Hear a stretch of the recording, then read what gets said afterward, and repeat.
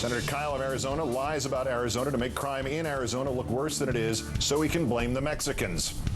That's next, but first get out your pitchforks and torches. Time for tonight's Worst Persons in the World of Bronze. To Tom Shales, the once prominent critic of the Washington Post, who lost his mind over this narration in a new In Memoriam segment from Christiane Amanpour during her debut yesterday on ABC's This Week. First, he called her a, quote, globe-trotting fancy pants. Then he added, the commendable In Memoriam segment ended with a tribute not to American men and women who died in combat during the preceding week, but rather, said Amanpour in her narration, in remembrance of all of those who died in war in that period. Did she mean to suggest that our mourning extend to members of the Taliban?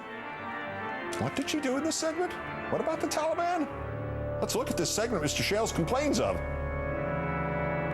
We remember all of those who died in war this week, and the Pentagon released the names of 11 U.S. service members killed in Afghanistan.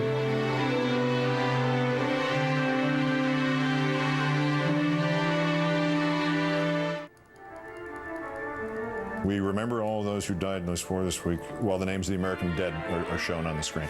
Yeah, that's a suggestion that our mourning extend to members of the Taliban. You know what Ms. Amanpour can include in next week's In Memoriam segment?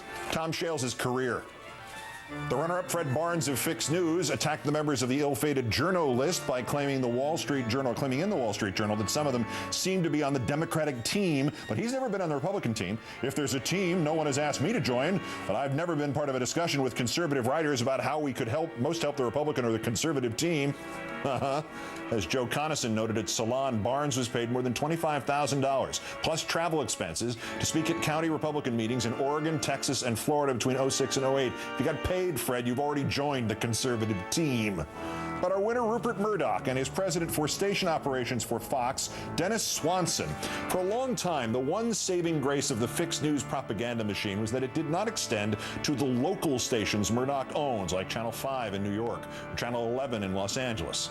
Well, you can forget the one saving grace. Multiple industry sources say that within the last 6 weeks or so, local news directors at the local Fox O&Os have been receiving memoranda and emails from Swanson and other executives, and even from Murdoch himself, content directives they're called, to make the local news on Fox broadcast stations around the country look and sound just as shaded, just as biased as that on Fox News Channel. An example. Last month, all the Fox O&Os were informed it would be a good idea to do a man on the street segment, for which the question was provided by Fox News headquarters. Half of Americans think President Obama is not doing a good job. What do you think? So let the propagandizing begin. And soon this will no longer be the unintentional slogan of the local newscast on the Fox station in your city. Takes a tough man to make a tender forecast, Nick. And I guess that's me. Keep that chicken. That will now be replaced with keep bleeping that Obama.